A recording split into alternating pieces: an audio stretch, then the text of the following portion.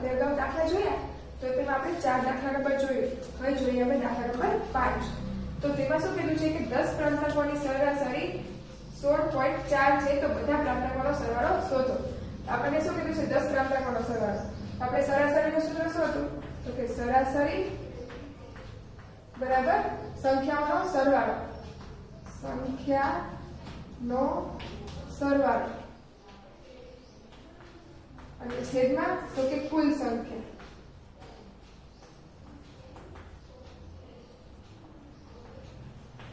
Okay, તો સરાસરી આપણને કુલ કેટલી આપી છે?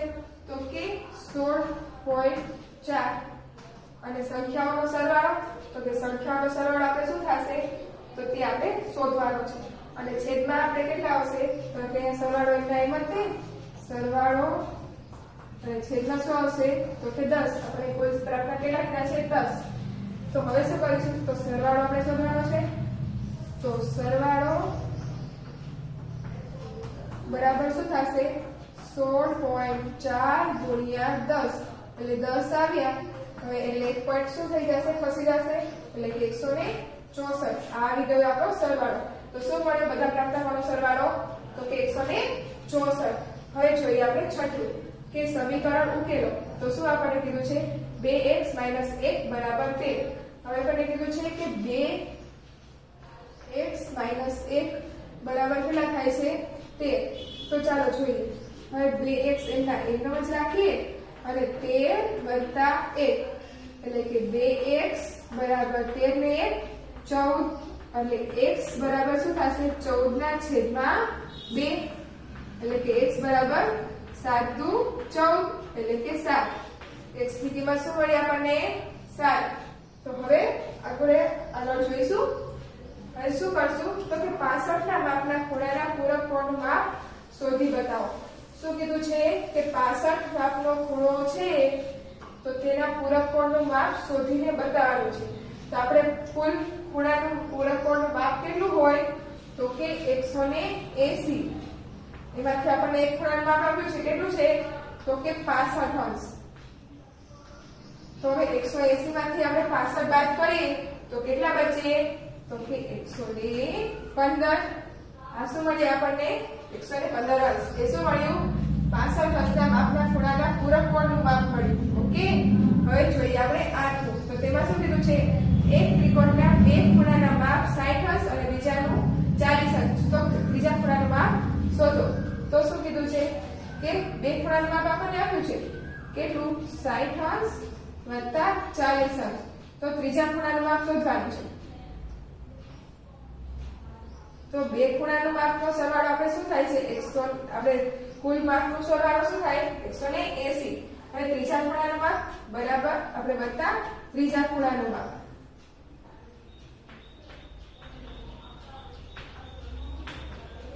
ઓકે, તો હવે 180 બરાબર શું થશે?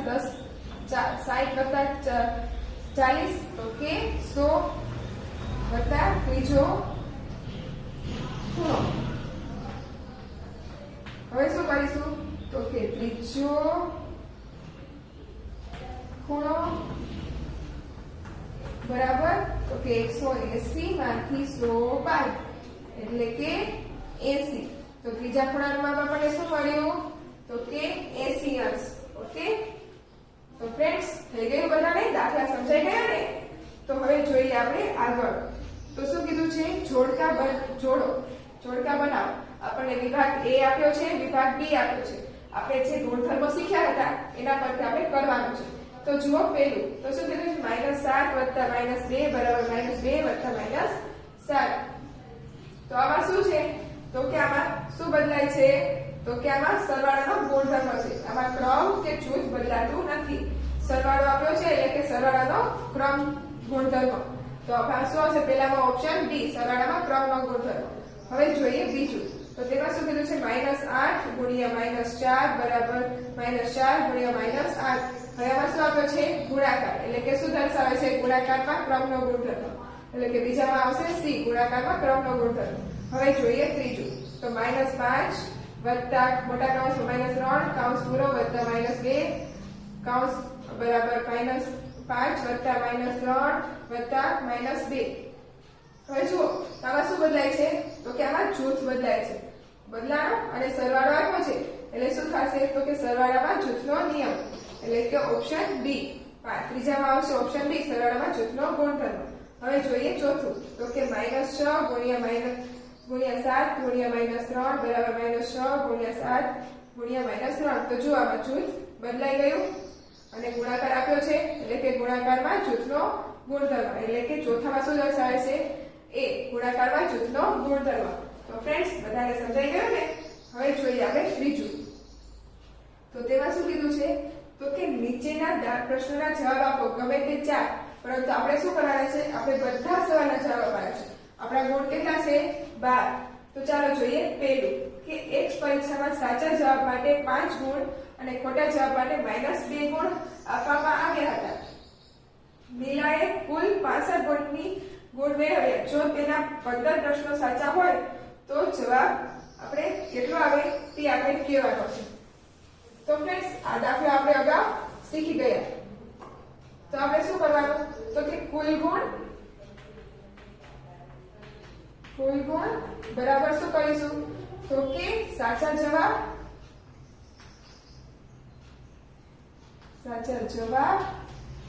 વત્તા તો કે સાચા જવાબ અને વત્તા શું કરીશું તો કે સાચા જવાબ માટેના ગુણ તો ગુણ અને ગુણ્યા શું કરીશું તો કે આપણે કરીશું ખોટા જવાબ અને તેના ગુણ એટલે કે ખોટા જવાબ ગુણ્યા ગુણ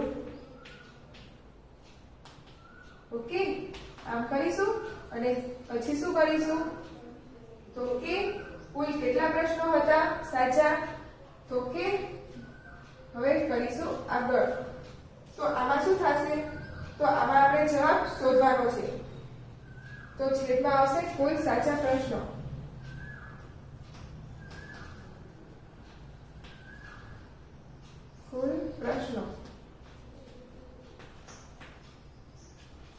તો જુઓ કુલ ગુણ આપણા કેટલા છે તો કે 65 એટલે અહીંયા આગળ 15 આવશે કુલ આપણે પ્રશ્નો કેટલા હતા 15 તો સાચા જવાબના પ્રશ્નો કેટલા છે તો સાચા જવાબ માટે આપણે છે 15 ગુણ અને સાચા પ્રશ્નો કેટલા આપ્યા છે તો કે 15 અને અહીંયા 15 અને ગુણ્યા ગુણ કેટલા છે તેના તો કે 5 અને વત્તા શું છે તો કે ખોટા જવાબ તો એ આપણે શોધવાના છે અને ગુણ કેટલા છે તેના તો કે -2 આમ છે તો શું જવાબ આવશે આપણે હવે તો કે આનો કરીશું ગુણાકાર તો કે 65 બરાબર 15 ગુણ્યા 3 15 એકા 15 15 દુ 30 15 તરી 45 15 ચોસઠ ને 15 પંચુ 75 અને બધા ખોટા પ્રશ્નો ખોટા જવાબ ગુણ્યા -2 એમના એમ જ રાખીશું ઓકે તો હવે શું કરવાનું તો કે હવે આપણે આને લઈ જઈશું આમાંથી બાદ કરીશું એટલે કે થશે 65 - 75 બરાબર ખોટા જવાબ ગુણ્યા -2 તો શું થશે -10 બરાબર ખોટા જવાબ ગુણ્યા -2 હવે શું થશે આના છેદમાં આવી જશે ગુણાકારમાં છેદ ભાગાકારમાં આવી જશે એટલે -10 ના છેદમાં -2 બરાબર ખોટા જવાબ તો આમાં ખોટા જવાબ કેટલા આવ્યા હશે ખોટા જવાબ બરાબર 5 દુ 10 એટલે કે 5 તો ખોટા જવાબ કેટલા આવ્યા છે તો કે 5 જો ફ્રેન્ડ્સ થઈ ગયો છે દાખલો આપણો આ દાખલો આપણે અગાઉ પણ શીખી ગયા હતા તો હવે જોઈએ આપણે દાખલા નંબર બીજો કે ગુણાકાર કરો 3.9 ગુણ્યા 0.17 તો ચાલો આપણે એ ગુણાકાર પણ જોઈ લઈએ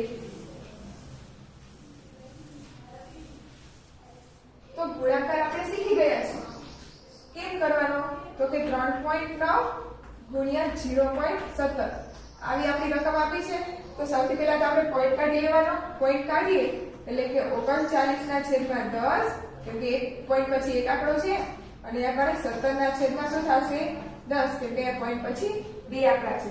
તો હવે શું કરવાનું તો કે હવે આનો બંનેનો ગુણાકાર. હવે 39 ગુણ્યા 17 કરીએ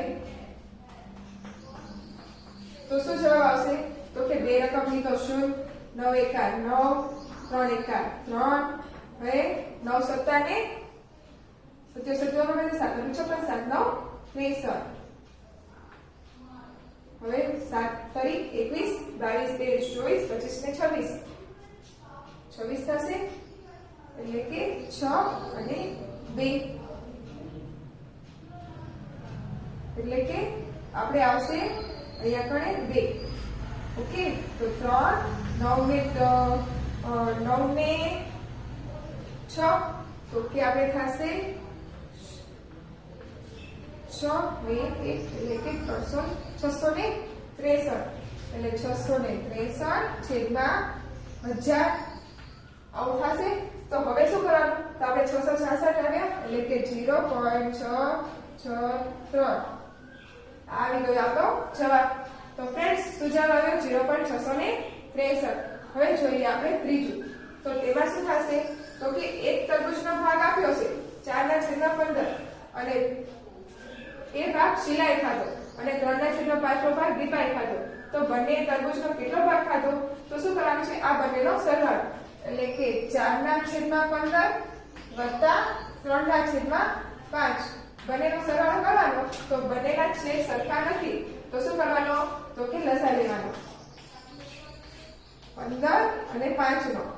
હવે લેશું એકી સંખ્યા છે એટલે 5 વડે લેશું ભાગ 5 તરી 15 5 એકા 5 3 વડે લે એટલે 1 તો શું લસા આવ્યો તો કે લસા બરાબર 5 ગુણ્યા 3 3 પંચા ને 15 એટલે કે છેદમાં આવશે 15 એટલે કે 4/15 તો એમના એમ જ તે વત્તા હવે આને 15 વડે ગુણવા હોય તો 5 ગુણ્યા 3 તો પણ 3 વડે ગુણવા પડે તો થઈ ગયું એટલે કે 4/15 વત્તા 3 તરી 9 9/15 15 એટલે કે 15 બંને છેદ સરખા એટલે કે છેદમાં 15 અને 9 ને 4 તો 13. આવી ગયો આપણો જવાબ. શું આવ્યો 13/15 એટલે તો કેટલાનો ભાગ ખાધો છે તો કે 13/15 નો ભાગ ખાધો. હવે જોઈએ કે ચોથું. તો તેમાં શું થશે તો તેમાં થશે કે 10 વિદ્યાર્થીઓના વજન કિલોગ્રામમાં નીચે પ્રમાણે આપ્યા છે. આ માહિતીની સરાસરી એટલે કે મધ્યક શોધો. શું કરવાનો છે મધ્યક શોધવાનો છે. તો ચાલો શોધી લઈએ.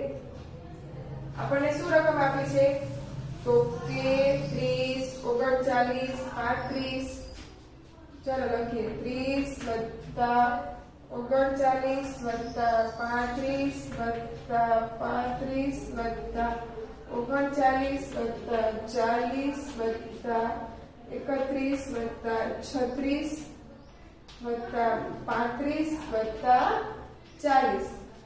તો આમ કીધું છે અને સરાસરી શોધવાની છે એટલે આ બધાનો સરવાળો કરવાનો હોય અને છેદમાં શું મૂકવાની તો કે કુલ સંખ્યા. તો કુલ સંખ્યા કેટલી છે આપણી તો કે 10 વિદ્યાર્થી એટલે કે 10 અને આંકડા શું આવશે તો કે સરાસરી. હવે બધાનો આપણે સરવાળો કરવાનો છે. તો બધાનો સરવાળો કેટલો થશે ફ્રેન્ડ્સ તો કે બધાનો સરવાળો થશે આપણે 360 અને છેદમાં 10 0 0 ઉડી જાય આપણી પાસે શું બચ્યું તો કે 36. તો શું આવશે આપણો મધ્યક તો કે 36 મળી ગયો. શું મળ્યો આપણો મધ્યક કેટલો મળ્યો 36. તો સમજાઈ ગયું બધાને. હવે જોઈએ પાંચમું કે સમીકરણ ઉકેલો. તો આપણને આપ્યું છે 2x છેદમાં 3 માઈનસ 1 બરાબર 5 આમ આપ્યું છે ને. તો ચાલો આપણે ઉકેલી લઈએ. હવે 2x ના છેદમાં 3 એમના એમ જ રાખીએ બરાબર 5 વત્તા 1 કરી લઈએ. આ માઈનસ 1 છે એ ઓલી બાજુ ગઈ એટલે પ્લસ થઈ જાય. 2x ના છેદમાં 3 બરાબર 6 આમ કર્યું. તો હવે શું થશે તો કે આ રહ્યા 3 એ અહીંયા ગુણાઈ જાય એટલે કે 2x બરાબર 6 ગુણ્યા 3 એટલે કે 2x બરાબર 6 એકા 6 6 દુ 12 ને 6 તરીને 18 એટલે કે x બરાબર શું થશે 18 ના છેદમાં 9 એટલે કે 9 દુને 18 એટલે કે x બરાબર 2 તો આવી ગયો આપણો જવાબ શું આવ્યો x બરાબર 2 તો ફ્રેન્ડ્સ બધાને સમજાઈ ગયું ને તો હવે જોઈએ આપણે આગળ ખરા ખોટા તો કે નીચેના વિધાનો ખરા છે કે ખોટા તે લખો હવે એમ કીધું છે -2 કરતા -15 એ મોટો પૂર્ણાંક છે તો એ વિધાન ખોટું છે હવે જોઈએ કે 2 ના છેદમાં 11 3 ના છેદમાં 11 4 ના છેદમાં 11 બરાબર 24 ના છેદમાં 11 તો આ વિધાન પણ ખોટું છે કેમ કે છેદમાં 11 તો આવે પરંતુ આ ત્રણેયનો સરવાળો એટલે કે 4 + 3 + 2 એટલે કે 5 ને 4 9 એટલે કે 9 આવે તો 9 ના છેદમાં 11 હોય તો એ વિધાન સાચું પડે પરંતુ આ વિધાન કેવું છે ખોટું હવે જોઈએ કે આપેલ માહિતીનો બહુલક 1 થી વધારે હોઈ શકે એટલે માહિતી આપી હોય તો બહુલક 1 થી વધારે હોઈ શકે એ વિધાન સાચું છે 50 અંશના માપના ખૂણાના અભિકોણનું માપ 40 અંશ છે તો એ વિધાન ખોટું છે કેમ કે અભિકોણનું માપ 50 અંશનો ખૂણો છે તો તેના અભિકોણનું માપ પણ કેટલું થાય 50 અંશ એટલે કે એ વિધાન ખોટું છે હવે જોઈએ આપણે ચોથું તેમાં શું કીધું છે કે નીચેના પ્રશ્નોના જવાબ આપો એમ કીધું છે બે રેખાઓ એકબીજાને છેદે આથી બનતા 4 ખૂણાઓ પૈકી એક ખૂણાનું માપ 35 અંશ હોય તો બાકીના ત્રણેય ખૂણાનું માપ શોધો એમ કીધું છે કે એક ખૂણાનું માપ આપણે આપ્યું છે કેટલું તો કે 35 અંશ અને એમ કીધું છે બે રેખાઓ એકબીજામાંથી છેદે છે એટલે કે આ બે રેખાઓ એકબીજામાંથી છેદે છે તો એક ખૂણાનું માપ બનતા 4 ખૂણાઓ પૈકી એક ખૂણાનું માપ આપ્યું છે 35 અંશ તો તે બાકીના બે ખૂણાનું માપ શોધો તો જુઓ હવે આનું માપ 35 છે તો તેનો અભિકોણ એટલે કે આનું માપ પણ કેટલું થાય 35 અંશ થાય તો હવે આખા ખૂણાનું માપ કેટલું હોય તો કે આ ખૂણાનું માપ આપણે હોય 180 અંશ 180 અંશ હોય તો 180 માંથી -35 એટલે આપણને શું મળી જશે ત્રીજો ખૂણો એટલે કે 180 - 35 દુ તો કે 0 0 1 અને 7 35 દુ 70 હવે 180 માંથી 70 જાય એટલે કે 110 એટલે કે આ કેટલો થશે 110 અંશનો તો એક ખૂણાનું માપ શું મળ્યું એક ખૂણાનું માપ 35 અને બીજા ખૂણાનું માપ 110 તો ફ્રેન્ડ્સ બધાને સમજાઈ ગયું ને હવે જોઈએ આપણે દાખલા નંબર બીજો તો તેમાં શું કીધું છે કે તેમાં કીધું છે કે નીચે આપેલી આકૃતિઓ માટે x અને y ના મૂલ્યો શોધો હવે આકૃતિ આપી છે એમાં x નું અને y નું મૂલ્ય આપણે શોધવાનું છે તો ચાલો જોઈએ તો આપણને આમાં માપ આપ્યું છે એટલે કે y નો એ આ રેખિક ખૂણો છે એટલે કે y નું માપ આપણને મળી જશે એટલે કે ખૂણો y + 105 બરાબર 180 કેમ કે તે રેખિક ખૂણાની જોડ છે એટલે કે તેનું માપ કેટલું થાય 180 એટલે ખૂણો y આપણને મળી જશે 180 માંથી 105 બાદ કરીએ એટલે ખૂણો y આપણો કેટલો થશે તો કે 75 અંશનો હવે શું મળ્યું તો આપણને આ મળી ગયું ને હવે શું આખો ત્રિકોણ જો કેટલા અંશનો હોય તો કે આપણને બે નું માપ મળી ગયું એટલે તેના પરથી આપણે ત્રીજાનું માપ પણ મળી જાય તો આપણને આપ્યું છે 105 અંશ આનું માપ આપ્યું છે અને તેમાંથી આનું માપ આપણે બાદ કરીએ 40 અંશ એટલે આપણને આ ખૂણો મળી જાય એટલે કે 40 અંશ વત્તા તો કે ખૂણો y ખૂણો x બરાબર શું થશે તો કે 105 અંશ એટલે કે આ જે આપણને માપ આપ્યું છે એ કેમ તો કે તે સમકોણની જોડ છે એટલે કે 40 અંશ એટલે ખૂણો y બરાબર શું થશે 105 - 40 અંશ એટલે ખૂણો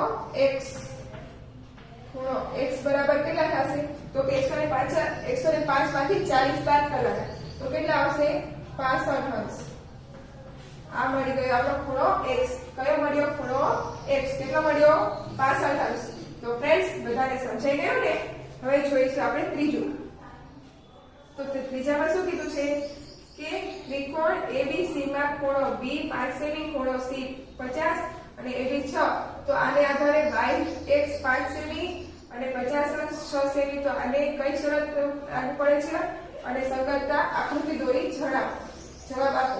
તો જો આપણને કીધું છે આકૃતિ દોરવાની છે. તો ચાલો એક ત્રિકોણ દોરી લઈશું અને બીજો એક ત્રિકોણ દોરીશું. એક ત્રિકોણનું નામ શું આપીશું? A B C. હવે ABC આપ્યું તો તેમાં શું કીધું છે કે BC રહ્યું, આ BC એ કેટલા છે? 5 સેમી. પછી કીધો છે ખૂણો C, આ ખૂણો C એ 50 અંશનો અને AC, આ AC છે એ કીધું છે 6 સેમી. હવે તેની સામે ખૂણો કયો કીધો છે? તો કે YZ. આ YZ છે એ 5 સેમી કીધો છે. તો અહીંયા આગળ x આવશે, XYZ. હવે કીધો છે ખૂણો Z એટલે કે આ રહ્યો એ 50 અંશનો છે અને કીધું છે XZ. આ XZ રહ્યો એ કેટલો છે? 6 સેમી. એટલે કે આનું માપ સરખું છે, આ ખૂણાનું માપ પણ સરખું છે અને આ બાજુનું માપ પણ સરખું છે. તો એમ કહેવાનું છે કે આ ત્રિકોણ ABC એકરૂપ છે ત્રિકોણ XYZ. આમ થશે. તો શું કીધું છે કે કઈ સંગતતા લાગુ પડે છે? તો કે સંગતતા શું લાગુ પડે છે? તો કે સંગતતા બરાબર ત્રિકોણ ABC સંગતતા ત્રિકોણ XYZ. આ આપણી સંગતતા આવી ગઈ. અને શું કીધું છે? કઈ સંગતતાને આધારે થાય છે? અને આમાં શરત કઈ લાગુ પડે છે? તો કે શરત તો કઈ આવે છે? બાજુ ખૂણો બાજુ એટલે કે બાખુબા. બાજુ ખૂણો અને બાજુ એટલે કે બાખુબા. તો આપણી સંગતતા કઈ આવી? તો કે ત્રિકોણ ABC સંગતતા ત્રિકોણ XYZ અને શરત કઈ આવી? બાજુ ખૂણો બાજુ એટલે કે બાખુબા. તો ફ્રેન્ડ્સ બધાને સમજાઈ ગયું ને?